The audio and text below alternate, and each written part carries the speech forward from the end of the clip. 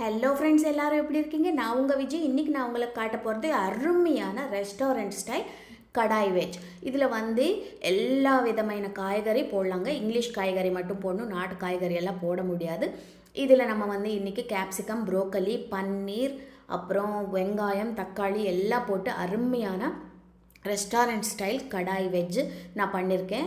இது முன்னாடி ஒரு மிக்ஸி ஜாரில் ஒரு வெங்காயம், கொஞ்சம் பூண்டு, கொஞ்சம் இஞ்சி, அப்புறம் ஒரு 10லேருந்து 15 முந்திரி எல்லாம் போட்டு இது நல்லா இந்த மாதிரி பேஸ்ட்டாக அரைச்சி எடுத்து வச்சுக்கோங்க. இப்போ கடாயை சூடு பண்ணி இதில் ஒரு 2 ஸ்பூன் வெண்ணெய் இல்லைன்னா நெய் விட்டுக்கோங்க. அப்புறம் இதில் நம்ம அரைச்சி வச்சுருக்கோம் இல்லையா வெங்காய விழுது, அது இதில் கொட்டிடுங்க. இது விழுது நல்லா எல்லாம் பச்சை எல்லாம் போட்டோம் இல்லை, பச்சை பூண்டு, பச்சை வெங்காயம் எல்லாம் போட்டோம் இல்லை, நல்லா இந்த நெய்யில் நல்லா வதக்கணும். ஒரு 2லேருந்து 3 நிமிஷம் நல்லா இது இந்த நெய்யில் வதங்கணும். அப்போ தான் அந்த ஃப்ளேவர் நல்லா நம்மளுக்கு அந்த செய்கிற கிரேவியில் சூப்பராக வரும். இப்போ பார்த்தீங்கன்னா ஒரு 2லேருந்து 3 நிமிஷம் இந்த மாதிரி நீங்கள் கை கிளறிட்டு நல்லா வதக்கிக்கோங்க. இப்போ நம்ம இதில் காய்கறி எல்லாம் சேர்க்கலாம். ப்ரோக்கலி, வெங்காயம், கேப்சிகம், தக்காளி நான் இன்றைக்கி சேர்த்துருக்கேன். நீங்கள் வேணால் கேரட், பீன்ஸ் எல்லாமே சேர்த்துக்கலாம். இப்போது ஆனால் கேரட், பீன்ஸ் மட்டும் நீங்கள் கொஞ்சம் ஒரு செமி பாயில் பண்ணிவிட்டு இதில் போடுங்க. இப்போ மஞ்சத்தூள், உப்பு, ருச்சிக்கு தேவையான உப்பு எல்லாம் போட்டு நம்ம மூடி வச்சுட்டோன்னா நம்ம காய்கறி எல்லாம் ஒரு 2 நிமிஷத்தில் வெந்துடும். ஏன்னா நம்ம போட்ட காயெல்லாம் நல்லா ஈஸியாக வெந்துடுற காய்ங்க.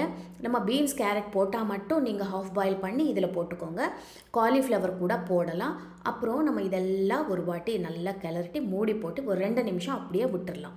2 நிமிஷத்துலேருந்து 3 நிமிஷத்தில் இந்த காயெல்லாம் நல்லா வெந்துடும். பார்த்தீங்களா, சூப்பராக நல்லா வெந்துருச்சு. அதே மாதிரி இந்த காயெல்லாம் ரொம்ப வெந்தால் கூட நல்லா இருக்காது. இப்போ நம்ம ருச்சிக்கு ஏற்ப உப்பு, காரம், கரம் மசாலா, அப்புறம் தனியாத்தூள், ஜீரகத்தூள் எல்லாமே இதில் போட்டுருங்க. போட்டுட்டு ருசிக்கேற்ப உப்பு ஏற்கனவே நம்ம போட்டோம்.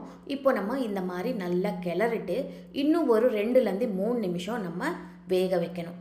இப்போ இதில் ஒரே ஒரு ஸ்பூன் தக்காளி சாஸ் போட்டுக்கோங்க. இது என்னென்னா கொஞ்சம் லைட்டாக அந்த தித்திப்பு ஃப்ளேவர் வரும், சூப்பராக இருக்கும்.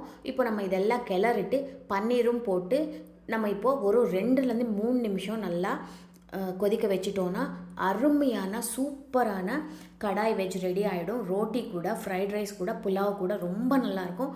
கண்டிப்பாக ட்ரை பண்ணி பாருங்கள். சப்ஸ்கிரைப் பண்ணுங்கள், லைக் பண்ணுங்கள், ஷேர் பண்ணுங்கள்.